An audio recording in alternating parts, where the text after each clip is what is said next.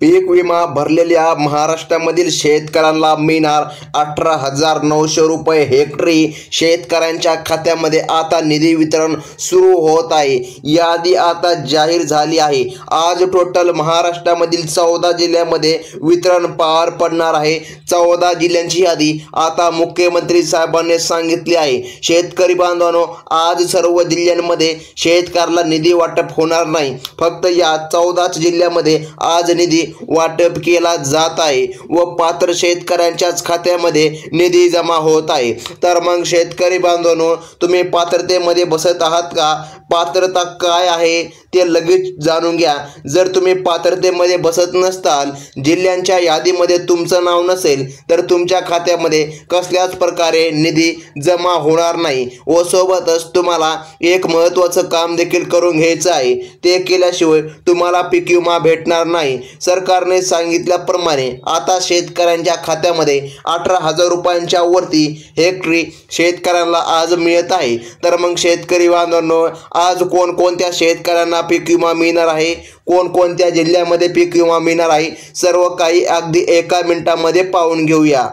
तर मग शेतकरी मित्रांनो, पीक विम्याची वाट पाहणाऱ्या शेतकऱ्यांसाठी आज अखेर आनंदाची बातमी आलीच आहे। म्हणजे की अगदी काहीच तासामध्ये, टोटल 2 तासामध्ये तुमच्या खात्यामध्ये निधी रक्कम जमा होत आहे। सरकारने सांगितली मोठी बंपर बातमी।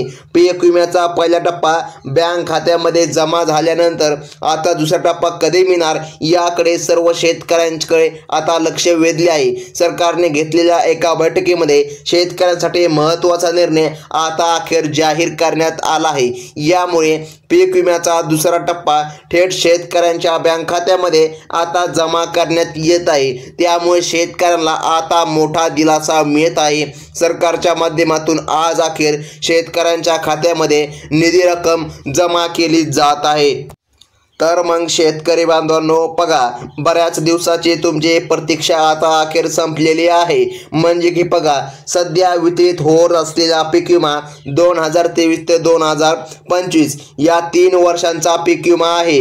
बघा शेतकरी बांधवांनो, म्हणजे की बघा, सरकारने सांगितल्याप्रमाणे 2023, 2024 आणि 2025 टोटल 3 वर्षांचा निधी आता तुम्हाला मिळत आहे।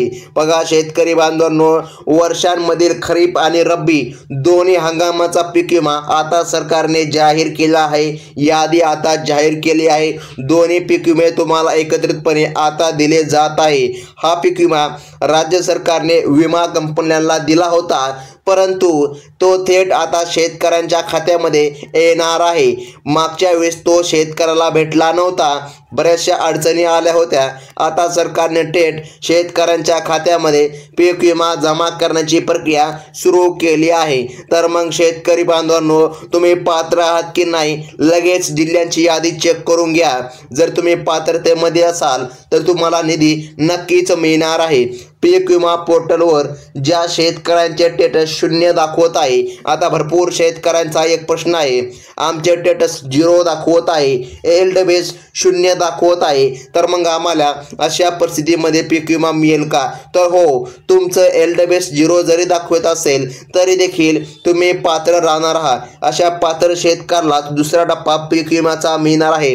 सध्या मंजूर झालेली एकूण रक्कम 921 कोटी असून पहिल्या टप्प्यामध्ये 506 कोटी रुपयांचे वाटप झाले आहे।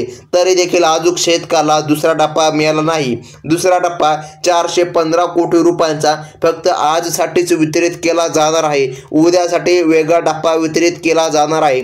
म्हणजे की बघा, मागच्या वेळेस फक्त 25% पीक विमा भेटला होता, परंतु आता 75% पीक विमा शेतकऱ्याला मिळणार आहे।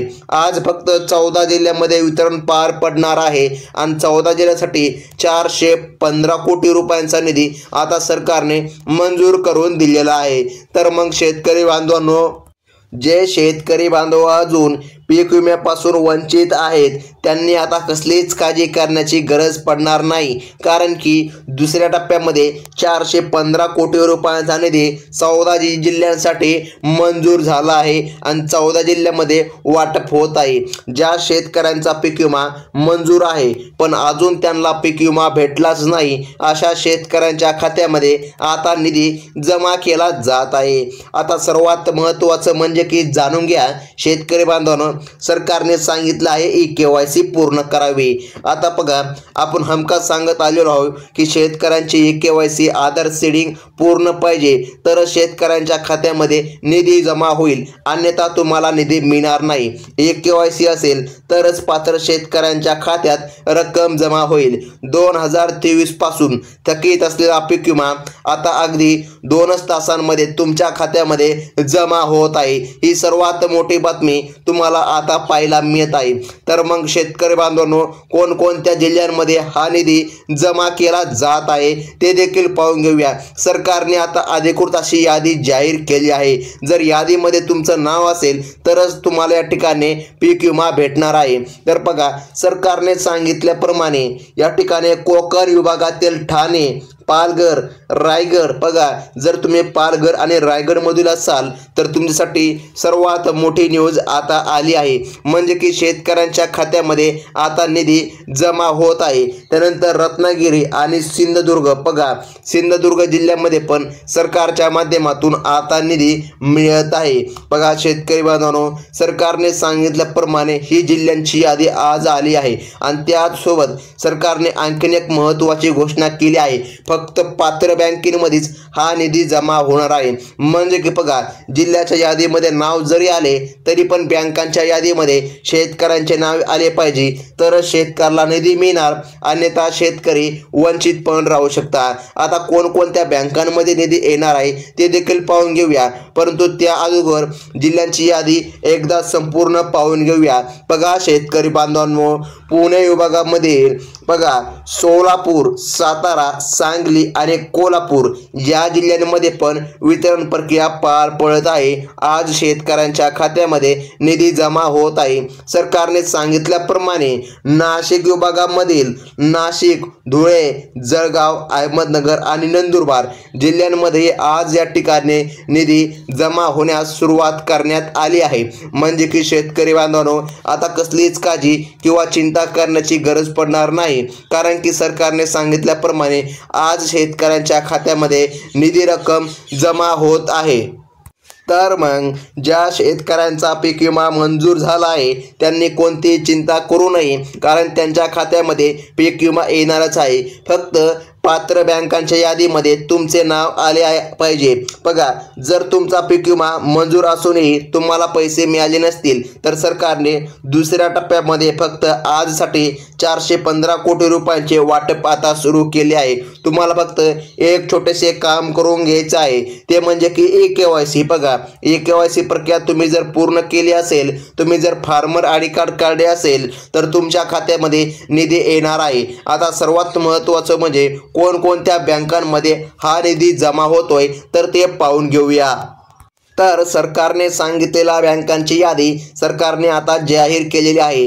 पंजाब अँड सिंध बँक या पण बँकेमध्ये सरकारच्या माध्यमातून निधी जमा होत आहे. त्यानंतर इंडियन बँक, त्यानंतर इंडियन ओव्हरसीज बँक, बघा इंडियन ओव्हरसीज बँकमध्ये पण आज निधी येत आहे. त्यानंतर सेंट्रल बँक ऑफ इंडिया, त्यानंतर कॅनरा बँक, बघा शेतकरी बांधवांनो या बँकेमध्ये निधी जमा आता होत आहे. त्यानंतर युनियन बँक, त्यानंतर बघा बडोदा बँक या पण बँकेमध्ये आज सरकारच्या माध्यमातून निधी जमा करण्यास मंजुरी मिळाली आहे. त्यानंतर पंजाब नॅशनल बँक, त्यानंतर ICICI बँक, बघा शेतकरी बांधवांनो सरकारने सांगितल्याप्रमाणे आज शेतकऱ्यांच्या खात्यात निधी जमा होत आहे. शेतकऱ्यांची भरपूर दिवसाची प्रतीक्षा आता संपत आहे.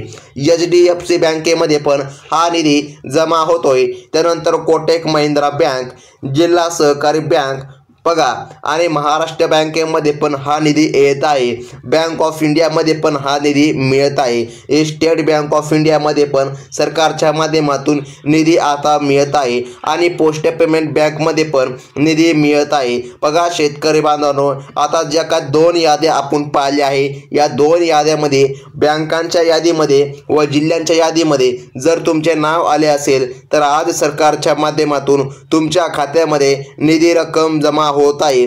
परंतु शेतकरी बांधवांनो, बघा सरकारने सांगितल्याप्रमाणे तुम्हाला ती 2 महत्त्वाची कामे पूर्ण करावीच लागणार आहे, अन्यथा तुम्हाला 1 पण रुपया मिळणार नाही, असं या ठिकाणी सरकारने स्पष्टपणे जाहीर केलेलं आहे.